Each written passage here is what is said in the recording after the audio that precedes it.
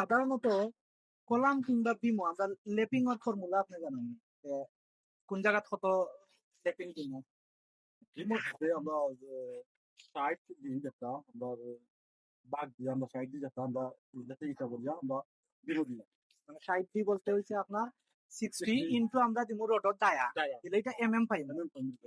যদি আমরা ইঞ্চি দিতাম চাই আর কলামর ক্ষেত্রে আমার ক্ষেত্রে গেলে মোট আপনার 40 তাহলে এটা এই বিষয়টা হচ্ছে আপনাদের ধরেন কলামের ক্ষেত্রে ফুলফিট দিই আমাদের রডের দায়া যদি 12 হয় 16 হয় ওইটার সাথে আমরা 40 দিয়ে গুণ দিব।